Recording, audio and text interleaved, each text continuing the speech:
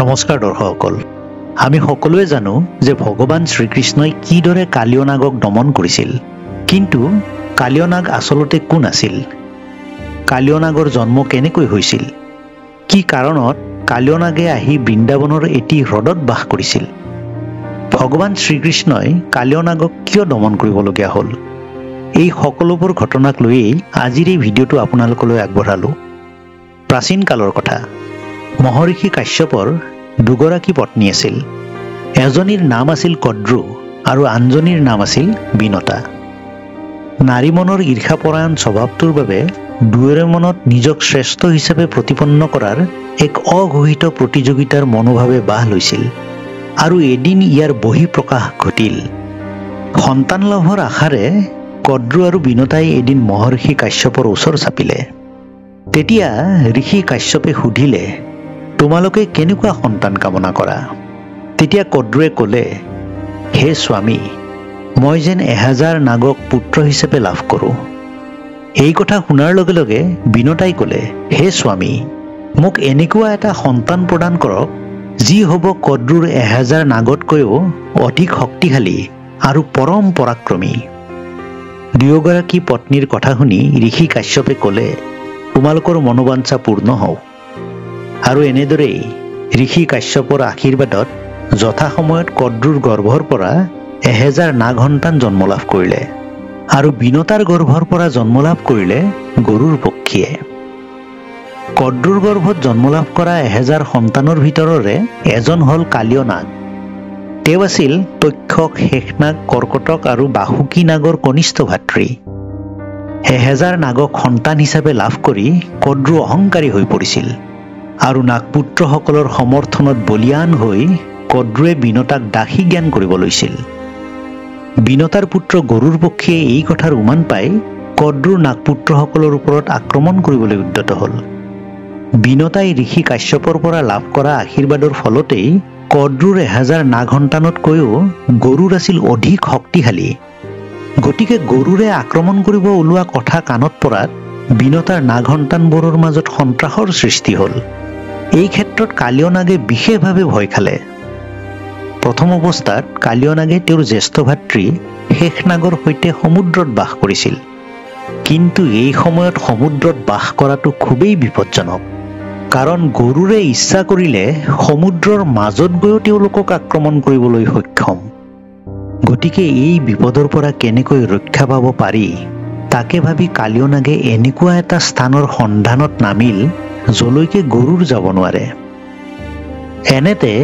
কালিয়নাগে কৰবাৰ পৰা সম্ভেদ পালে যে বহুদিনৰ আগতে মহৰ্ষি সৌভাৰীয়ে গৰুৰক অভিশাপ দিছিল যে গৰুৰে কেতিয়াও বৃন্দাবনত প্ৰৱেশ কৰিব নোৱাৰে আৰু যদিহে তেওঁ বৃন্দাবনত প্ৰৱেশ কৰে তেতিয়া তেওঁৰ মৃত্যু নিশ্চিত ঋষি সৌভাৰী আছিল কন্ন ঋষিৰ পুত্ৰ তেওঁ বৃন্দাবনৰ ওচৰত থকা এটি হ্ৰদৰ পানীৰ তলত সোমাই বহু বছৰ তপস্যা কৰিছিল ঋষি সৌভাৰীয়ে যিহেতু বহু বছৰ ধৰি সেই হ্ৰদটোৰ পানীৰ তলত আছিল গতিকে হ্ৰদটোৰ পানীত বাস কৰা মাছবোৰৰ প্ৰতি তেওঁৰ অকৃত্ৰিম মৰম উপজিছিল মাছবোৰক তেওঁ ইমানেই ভাল পাইছিল যে তেওঁ সেইবোৰক নিজৰ আত্মীয় বুলি গণ্য কৰিছিল কিন্তু গৰুৰে মাজে সময়ে সেই হ্ৰদলৈ গৈ তাত থকা মাছবোৰ ধৰি খাইছিল এদিন সৌভাৰীয়ে এই কথাত ক্ষুণ্ণ হৈ এই কাৰ্যত বাধা প্ৰদান কৰি গৰুৰক কৈছিল হে ৰাগৰুৰ তুমি এই হ্ৰদত বাস কৰা মাছবোৰ ভক্ষণ নকৰিবা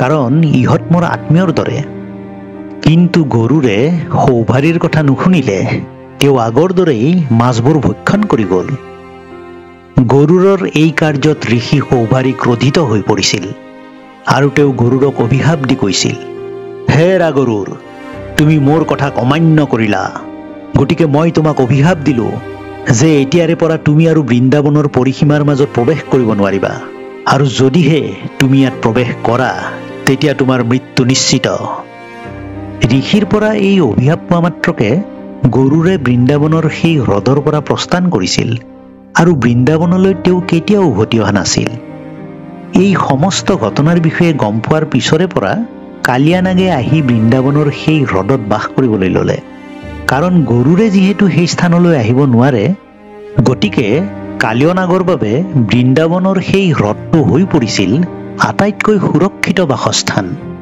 কালিয়নাগ বাস কৰাৰ বাবে সেই হ্ৰদৰ পানী অতি বিষাক্ত হৈ পৰিছিল। বৃন্দাবনত কৃষ্ণ বলৰাম আৰু লগৰ গৰখীয়াবোৰে সদায় একেখন ঠাইতে গৰু নচৰায়। আজি এঠাইত কালি এঠাইত এইদৰে গৰু চৰাইছিল। এদিন তেওঁলোকে কালিয়নাগ বাস কৰা হ্ৰদটোৰ পাৰত গৰু চৰাবলৈ গ'ল। কালিয়নাগ বাস কৰাৰ বাবে হ্ৰদৰ পানীবোৰ যে বিষাক্ত হৈছে সেই কথা গৰখীয়াবোৰে গম পোৱা নাছিল। সেইদিনা কৃষ্ণই বলৰামক ঘৰত ৰাখি থৈ আহিছিল। তেওঁ কৈছিল, দাদা তুমি আজি যাব নালাগে, গৰখীয়াৰ লগত ময়েই যাম। কৃষ্ণৰ উদ্দেশ্য জানি বলৰামে সেইদিনা নন্দ আৰু যশোদাৰ ওচৰত আছিল। কৃষ্ণ আৰু বলৰামে সদায় একেলগে গছত উঠি গৰু আৰু গৰখীয়াবোৰ চাই থকা নিয়ম আছিল। এই নিয়ম কৰি দিছিল গৰখীয়াবোৰে। কৃষ্ণৰ কাৰ্যকলাপ দেখি সকলোটি গৰখীয়াই কৃষ্ণৰ কথামতে কাম কৰিছিল। সেইদিনা পিয়াহত আতুৰ গৰখীয়াবোৰে আৰু গৰুবোৰে কালিয়নাগ বাস কৰা সেই হ্ৰদৰ পানী খালে। পানীত সাপৰ বিষ থকা বাবে আটাইবোৰ গৰখীয়া আৰু গৰু মৰি হ্ৰদৰ পাৰত পৰি আছিল।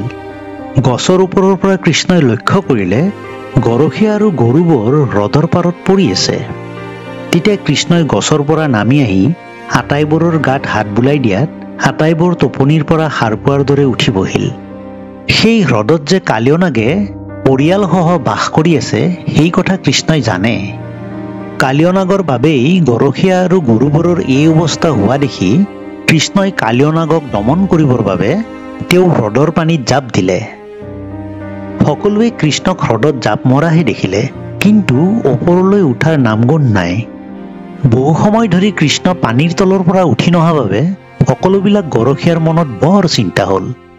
শ্ৰীদাম আদি কৰি দুজনমানে দৌৰি গৈ বলৰাম আৰু নন্দ যশোদাক সেই খবৰ দিলে। লগে লগে কান্দি কান্দি নন্দ যশোদা আৰু সকলো গোকুলবাসী হ্ৰদৰ পাৰলৈ দৌৰি আহি কৃষ্ণ কৃষ্ণ বুলি চিঞৰিবলৈ ধৰিলে। যশোদাই কৃষ্ণক নেদেখি মূৰ্ছা গ'ল। আনবোৰেও কৃষ্ণৰ গুণ বখানি বখানি বিলাপ কৰিবলৈ ধৰিলে। বলৰামে বাৰে বাৰে বুজাইছে যে কৃষ্ণই বিশেষ উদ্দেশ্য সাধনৰ বাবেহে হ্ৰদত জাপ দিছে, কোনেও দুখ কৰিব নালাগে। কিন্তু তেওঁৰ কথা কোনেও নুশুনি কেৱল কান্দি কান্দি কৃষ্ণক মাতিব ধৰিলে। ৰাধায়ো কৃষ্ণ কৃষ্ণ বুলি কান্দি মূৰ্ছা গ'ল। নন্দই বিলাপ কৰি কৰি ক'বলৈ ধৰিলে, হায় হায়, মোৰ ভাগ্যত এয়াহে লিখা আছিল নে? কৃষ্ণ অবিহনে মোৰ জীৱন মিছা।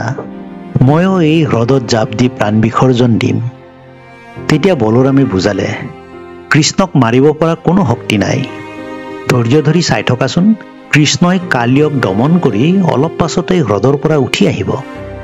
যশোদাই এবাৰ চেতনা পাই কান্দি কান্দি বিলাপ কৰিব ধৰিলে আৰু ক'লে, হায় মোৰ প্ৰাণৰ কৃষ্ণ, কিয় এই হ্ৰদৰ পাৰলৈ গৰু চৰাব আহিছিলা?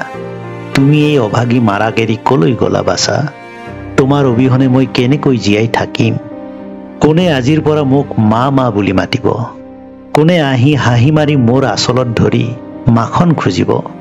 কাক কোলাত লৈ মই মাখন খুৱাম? কাৰ মুখত চুমা খাই পৰাণ শীতল কৰিম? হায় হায়, মই বৰ অভাগিনী, মই মোৰ প্ৰাণক হেৰুৱালো। ময়ো এই হ্ৰদৰ পানীত জাপ দি মৰিম। ৰোহিণী আৰু বলৰামে তেওঁক সাৱটি ধৰি সান্তনা দিবলৈ ধৰিলে। বলৰামে ক'লে, মা যশোদা, তুমি ধৈৰ্য ধৰাচোন, কৃষ্ণৰ একো নহয়।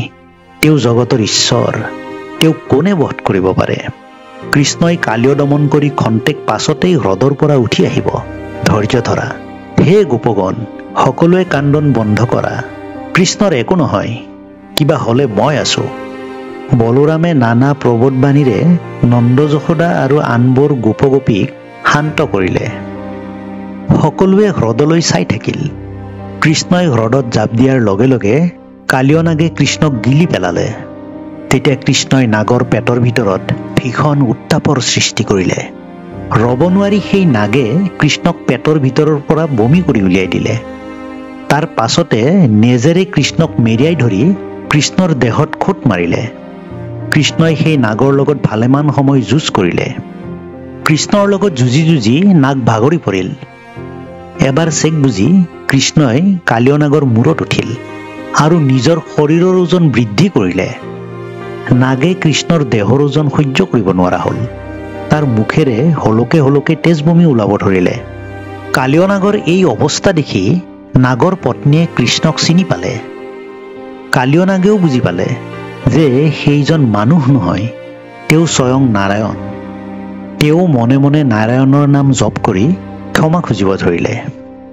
ইপিনে নাগপত্নীয়ে পুত্ৰ কন্যাবোৰক লগত লৈ কৃষ্ণক কাকুতি কৰি ক'বলৈ ধৰিলে, হে দয়াময়, মোৰ স্বামীৰ জীৱন দান কৰা। তেওঁ নাজানিহে তোমাক দংশন কৰিব খুজিছিল, তাৰ শাস্তিও পালে। এতিয়া তেওঁক ক্ষমা কৰা প্ৰভু। আমি এতিয়া তোমাক চিনিলো, তুমিয়েই জগতৰ পিতা। ব্ৰহ্মা মহেশ্বৰ আদিয়ে তোমাক পূজা কৰে। পাৰ্বতী লক্ষ্মী সৰস্বতীয়েও তোমাৰ পদত শৰণ লয়। তুমি পৰম পিতা পৰমেশ্বৰ, তুমি দয়াময়, তুমি সদায় সেৱকক ৰক্ষা কৰা। মোৰ স্বামীয়ে তোমাক নিচিনি যি দোষ কৰিলে সকলো দোষ ক্ষমা কৰি মোক সদবা কৰি ৰাখা প্ৰভু। তেওঁৰ মৃত্যু হ'লে মই বিধৱা হ'ম, আমাৰ পুত্ৰ কন্যাবোৰো পিতৃহাৰা হ'ব। দয়া কৰা নাৰায়ণ।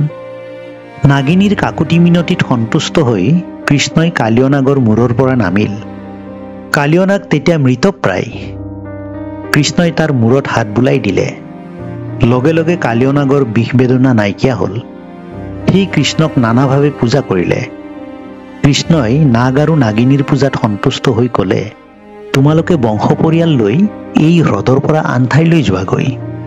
আজিৰ পৰা তোমালোক মোৰ ভক্ত হলা। মই যিহেতু কালীয় নাগৰ মূৰত ভৰি দিছিলোঁ, গতিকে আজিৰ পৰা তোমালোকৰ পৰিয়ালৰ সকলো নাগৰ মূৰত মোৰ ভৰিৰ চিন থাকিব। সাপৰ প্ৰধান শত্ৰু গৰুৰেও তোমাৰ বংশবধ কৰিব নোৱাৰিব। কালীয় নাগে হ্ৰদত যিবোৰ বিষ ঢালিছিল, ইয়াৰ পিছত সেই বিষ কৃষ্ণৰ স্পৰ্শ পাই নাশ হ'ল। কালীয় নাগে কৃষ্ণক পুনৰ সেৱা জনাই সেই হ্ৰদৰ পৰা পৰিয়ালসহ আগৰ ঠাইলৈ গুচি গ'ল। কৃষ্ণই হাঁহি হাঁহি হ্ৰদৰ পানীৰ মাজৰ পৰা পাৰলৈ উঠি আহিল। কৃষ্ণক দেখি সকলোৱে সাৱটি ধৰিলে। নন্দ যশোদাই পাৰে মানে চুমা খালে। ৰাধায়েও কৃষ্ণৰ মাতত জ্ঞান পালে। বলোৰামে সাৱটি ধৰি ধন্যবাদ দিলে। কালীয় নাগে বৃন্দাবন পৰিত্যাগ কৰাত বৃন্দাবনবাসী ভয়মুক্ত হ'ল আৰু সকলোৱে আনন্দত নাচিব ধৰিলে। আৰু এইদৰেই প্ৰভু শ্ৰীকৃষ্ণই কালীয় নাগক দমন কৰিছিল। দৰ্শকসকল, আজিৰ এই ভিডিঅ'টো আপোনালোকৰ কেনেকুৱা লাগিল ভিডিঅ'টোৰ কমেণ্ট বক্সত কমেণ্ট কৰিবলৈ নাপাহৰিব। আৰু যদিহে আপোনালোকৰ ভিডিঅ'টো ভাল লাগিল, অনুগ্ৰহ কৰি লাইক বাটনটো প্ৰেছ কৰি দিব। আৰু এতিয়ালৈকে যদি মোৰ এই চেনেলটো আপোনালোকে ছাবস্ক্ৰাইব কৰা নাই, অনুগ্ৰহ কৰি ছাবস্ক্ৰাইব কৰি ল'ব আৰু ওচৰতে থকা বেল আইকনটো প্ৰেছ কৰি ৰাখি দিব। তেতিয়াহ'লে আগলৈ আহিবলগীয়া এনেকুৱা ধৰণৰ ভিডিঅ'সমূহৰ আপডেট আপোনালোকে পাই থাকিব। গতিকে দৰ্শকসকল, আজিৰ ভিডিঅ'টো এইখিনিতে শেষ কৰিছোঁ। ধন্যবাদ।